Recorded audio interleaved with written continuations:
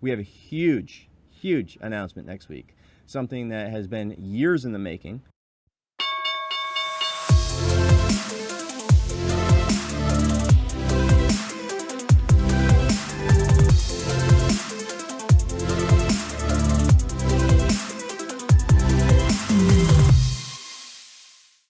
What's happening, guys? We have another rare Monday night video for you guys tonight. I hope everybody had a fantastic weekend, long weekend. We have 90 degrees coming up this week, which it's the middle or early September anyway, which is rare. But every now and then, every couple of years, they do this. Just like at the beginning of the season, it goes 90 degrees and then it cools right off before it gets into summer. And then it seems like every year we have some sort of blowout, sort of 85, 90 degree in September. And then it's like, just kidding, we're going back to 30, 40 degrees, and then we get into winter. So we'll see what happens. But at any rate, I do hope you enjoyed your long weekend, had the Monday off, and we've got a short week ahead. So on the description of this video, some of you guys are either clicking through from the email and you've already seen it, or if you are just watching the video on YouTube, there is in the description a link to the blog post. I always do a blog post with some words and comments or commentary based on sort of what I'm watching, but that has all the winners for YouTube and Twitter. If you look at the Twitter folks that got the t-shirts this week, I'm rewarding what sort of some of the other people that have replied in recent weeks have been doing, and by kind of raising that bar of what do key takeaways look like. So it's always nice. That's how I personally take notes, and I think that it will get you further. But that's that, and I gave you a couple hints as to what sets them apart. At any rate, technology at Investors Underground. I'm pretty excited about some more things that Max and I have been working on. I've been looking at a lot of the recent breakouts, the outlier moves that kind of compound volume and take off. So we've been working on a scan like that, and so far it's had a pretty good hit rate. Doesn't mean it's gonna work every single time. It doesn't mean that every single one is going to be the one, but just getting them on radar earlier is what it's all about, and being able to have that imagination on particular names of, hey, this could be the one because it's checking all the boxes for an outlier move. So we've been creating that and trying to work through and see how we can make it better, but hopefully we can launch that one at some point as well. But like I've said before, most of the people that just watch Sunday video don't even realize, they just think that IU is a chat room, which it's not. It's a community, number one, and then number two, it's all technology. All we've done is reinvest in technology, reinvest in creating the scans that I use and other people use each and every single day, so that you guys can have them as part of your subscription. So tonight, I want to talk about, in the video topics, one, we have a huge, huge announcement next week. Something that has been years in the making, something that there's been probably 20 times that it's coming, it's next week, it's next month, it's next year, or whatever. It's finally here, and so that announcement's going to come next week. Also, Wednesday we have a 1-year anniversary with midweek study sessions. That's with Sam Turbo, that you guys know on Twitter, if you guys are not in the community, which has been fantastic, because that he's really broken a lot of traders out of their shell to kind of join in these Zoom calls and meet other traders. So many people just kind of don't ever say anything and don't ever kind of talk about what they're going through, and just by talking about what you're going through, you can relate to a dozen other people, and together you work to become better. So that's that. And then a couple other things. Like I said to start this video, I repeat myself a lot of the same concepts, and then I start to move on once they become habit. I repeat until they become habit. And a lot of this, especially what we go over, the topics that we go over, is me kind of creating habits, whether it's through avidity, whether it's through leaving, or at least re-evaluating at 11:30 a.m., things like that, to basically buy back the time that I've lost over the years. So that is a big thing. We did a recent survey for all IU members, and I said I was going to pick some winners for t-shirts. So like I said, you should have an email. If you didn't already, then I think Josh is doing it this week. But we're giving everyone who participated in the survey a credit to get a shirt. And hopefully you guys enjoy that. And then Avidity Fitness. Avidity Fitness, that we are in week two of the 4-week challenge. So there is a good chunk of everybody left. But you know, it's not only just about kind of getting into the mode and getting healthy and getting active, but it's also about building a habit. And how many people came on day one compared to how many people are there on the last day. And that's really what it's about. If you can't build a simple habit over 4 weeks, then to me, I don't understand how you can think or believe that you can become a good trader if you can't build and hold that habit. That is the simplest form of a habit creation. Trading is even harder. So if you can't check that box off, then I would not expect to find consistency or success in trading. So it's really a true test to yourself and whether or not you can actually build a habit. And sure, maybe you don't want it, maybe it doesn't interest you, but it's still getting out of your comfort zone, showing up, which is what this is all about. So it's not only exercise, but it's also an exercise on building habits and kind of creating a better version of yourself, basically. Traders for Cause Vegas is coming up. That is November 10th. We are going to have probably a workout with Zach. We're going to probably have yoga. Todd, who does Icon Meals that you guys should be familiar with, his wife does yoga, and last year she had wanted to potentially do something, and it just was a little bit last minute. So we might pre-plan for that. So if that's something that interests you, let me know. And then also I know Zach had put out a speed coaching sign-up form for free as well that Kim was going to do while she's in Vegas. But just remember, it's all about the small changes. The small changes create the bigger results. And so that's why, you know, I'm just checking boxes slowly, and hopefully, you know, the grand scheme of things, the master plan, the whole macro, these micro changes create the macro changes. Last but not least, it was a lot of fun last week.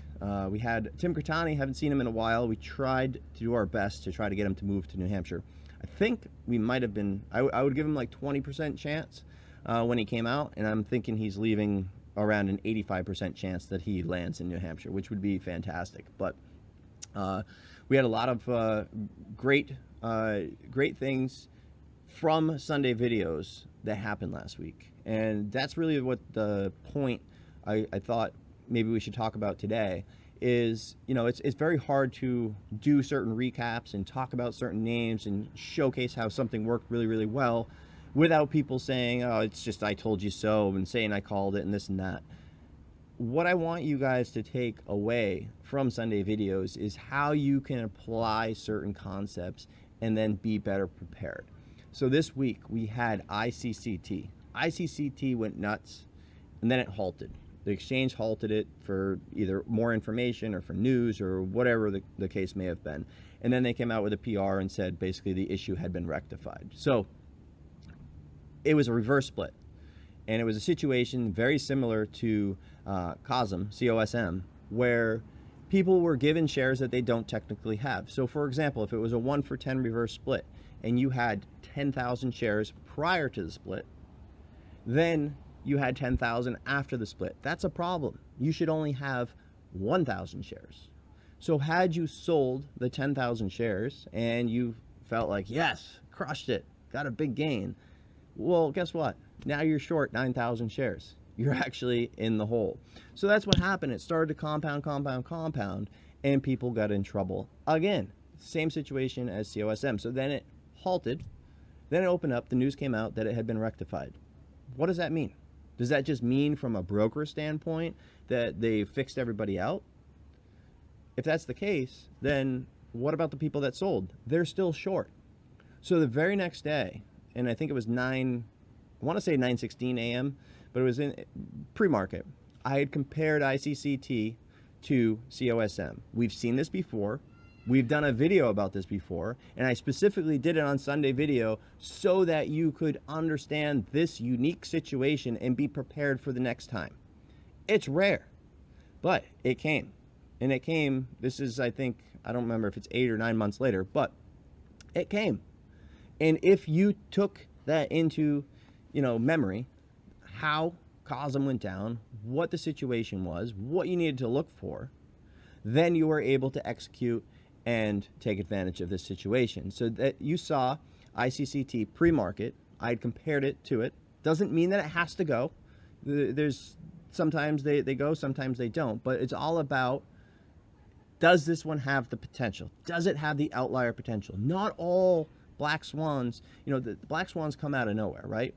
But there's certain steps that they take leading into it that make them a potential. There's a possibility that they will have a black swan move, right? And so in this situation, there was a possibility that this could have some sort of black swan type move. And not even necessarily that it had to be a black swan, but it had a high probability and a good chance that you needed to have an imagination in the event that it started to break out over prior resistance points. So that's exactly what happened with ICCT. And each time I paid attention, and you saw, I had posted it on Twitter, where they absorbed in the mid sevens, basically 740 to 760, 740 to 760, ramped up again, and it peaked at 845, right? 845 was this ceiling. And we talk about a false ceiling, right? People start to get confident because they see this 845. We'll just call it 850 for simplicity. Well, now it's an obvious fade versus that 850 level. Well, what happens if it swipes right through? So what we had was that 740s to 760s where it was consolidating, kind of soaking every single time. It actually went under, did like a sub VWAP trap like we talked about, reclaimed over the support. So it basically broke support, made everybody think it's over, and then slowly reclaimed support, and then quickly went right through that ceiling of that 845, 850 level. And as soon as that happened, bounced around a few times, kept coming back, and now that ceiling of 845, 850 became support. And at that point, that's when I said, it's time to have an imagination. And obviously it went to 42 after hours. So I had to sell as high as 39, but I sold some 22, 26, 28, and 39. And I had about a third left, and I sold the rest in the morning. But that is something that, had you watched Sunday video, had you paid attention to the tweet, had you read what I wrote, you could have been prepared for. It's not about me telling you to buy or sell. That's not what our community is about. But it's about putting yourself in the situation and understanding the possibility at that very moment. And so if you weren't prepared for ICCT, hopefully you can now look back at COSM and ICCT and see, what those opportunities became. And then the last two things that I wanted to talk about was EDBL. EDBL was a liquidity trap. And we talked about it for the last 2 weeks, and 150 ended up being sort of the top. And each time that it tried to rebound, tried to break out, it peaked out at that 150 level. So there was a huge amount of volume. We had that high volume bar, which I think, let me see if I've got it up here. Thought I did. There we go. Which had about 75, 80 million shares the first day, peaked every single time at 150. And each time I said, remember that this 65, 70, 75 million share day, if it breaks over that 150 level, there's a good chance for a liquidity trap, a squeeze. And that's exactly what happened. Once it broke over the 150, I wasn't chasing at 150. I actually got long at 170 and started to use those 150s as basically the support level for the breakout. Once that happened, that cover came in. And the reason for that is because there was such high volume and liquidity that one day that the liquidity got absolutely shot. And then there was no opportunity for shorts to cover once it broke over that level. The liquidity wasn't there. People made decisions based on how heavy the volume was. But then when the volume stopped, there was no ability for them to cover without moving the price way up. So they just stayed short until they were forced to cover. And that's exactly what happened on Friday, where it went from 2 to 250 pretty quickly, 3, and then started to squeeze out through 4, 450, and so on and so forth. So you had the prior cover coming in, plus new shorts coming in, blowing them both out. and then sort of a mean reversion back to, you know, sort of where it belongs. So big opportunity for those that were showing up and prepared, and you know, knew that this was a liquidity trap situation. It was on scan each and every single day for that moment, but this very easily may not have done anything at all. But it's all about having that screen time and remembering that if and when it breaks over that 150 level and holds where it should have died, have an imagination. So just like ICCT could have just stuffed at 850 and failed. Doesn't necessarily have to go, but if and when it breaks a certain level, that's when you need to have an imagination. And the same thing happened with this EDBL, and it was a perfect situation. You saw that I got long. I wrote what my thoughts were. I liked it on dips versus the 150s, and that's really a 20-cent risk for the potential of a 253, or whatever, however high it wants to go. So that is a good risk reward setup. In the event that it failed, I lose 20 cents. So last but not least, we had another Widowmaker, ADTX. So you had, you know, lots of volume. It goes up 10 to 20, goes up to 30, goes up to 40, goes up to 50, 60, 70. I think it was 66 actually. Then came back down to 20, 30s, back up to 80s, and then all the way back down. So again, it's a situation of doing the same thing over and over and over, expecting different results. There are going to be times where you make and you make and you make and you make, but at some point, these catch up. So if you still haven't figured it out yet, I've avoided these. If I do want to trade them, if I do decide that I want to at least participate at some capacity, I am trading such small size on these that it's fine. I don't mind. I don't mind if they go to the moon. It would still suck, but at least I'm not putting my career at risk. And a lot of these people get in these positions and they don't know what they're signing up for. Even 1,000 shares could be a $50,000 loss, right? Or, you know, in a situation like this, 10,000 shares is not a lot, but it turns into a $500,000, $600,000, $700,000 loss like that. And it's not because you had bad risk management. It's because you get stuck. You couldn't get out. Go circuit to circuit to circuit. So the only risk management is avoiding the trade altogether. And a lot of people have a difficulty with that. But again, if you keep doing the same thing over and over and expecting different results, at some point it will catch up. So that's that. We're going to get into scans for the week ahead, and hopefully you guys find something that might be tradable for you. But again, you know, my goal here is just to go through what makes a good setup. You know, what's working in this market, what's not, where, you know, I'm seeing people get hurt, where I'm seeing people get rewarded.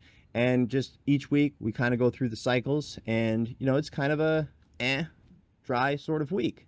There are a lot of great opportunities, but I think one of the biggest things to sort of understand right now is that after ADTX, a lot of these thin SPAC type names, they're going nuts. And we have to be aware of that. And if you step in front of them, there's a possibility that you end up in a circuit type of situation. So just be aware if you're trading these things early.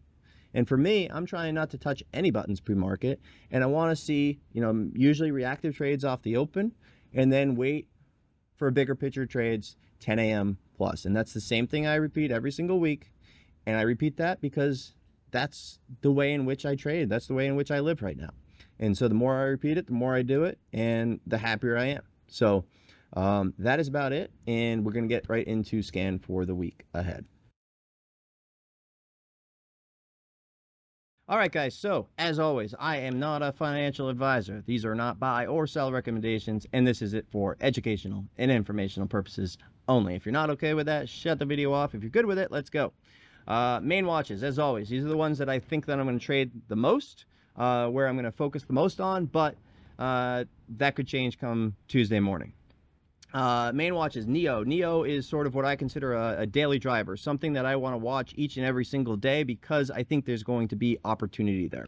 And, you know, this could be XPEV, PLTR, IONQ. I always tell you guys to get familiar with particular tickers that are friendly throughout the day, that have range, that have high volume, that keep that liquidity where you don't need to worry about, something that is only trading a couple thousand shares here or there. These are names that are always going to have a lot of liquidity, and I like to take advantage of them when the volume goes up or the range starts to expand. And so we started to have a bounce play on Friday on NIO. Not only did it have the nice breakout, but it also had a nice fade that we were able to take advantage of. So these are what I consider a daily driver. That's what I like to focus on. NIO would be the main focus. You could always expand over to XPEV if you wanted the same sort of situation.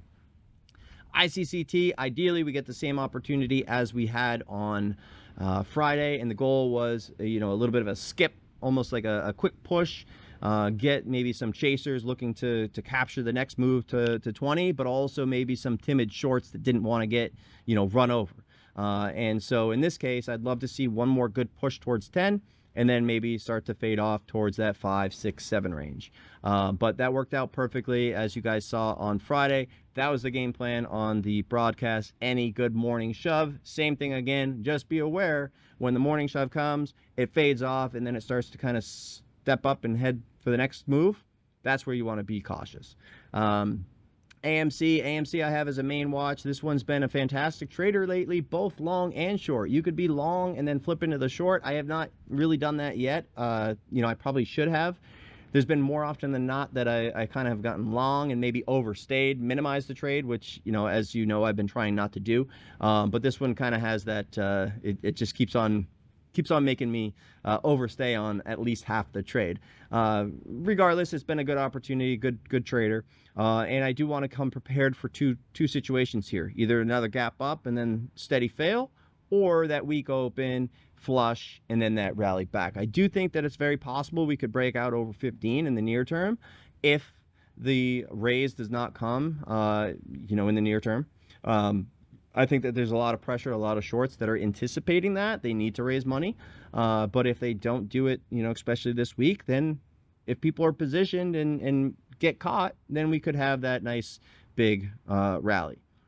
So again, I'm not pushing a bias one direction or another. I'm coming with two plans, and I'll be ready for either direction. Next up is the failed follow-through section. This is where I want to be watching for any good pushes. Just like the ICC trade that you saw on Friday, same concept with TAOP. So morning shove, ideally some sort of 20, 30, 50 cent push. Let it come back. Remember, don't fall for one red candle. Let it come back, start to fail to follow through, and then I'm looking for an unwind from there.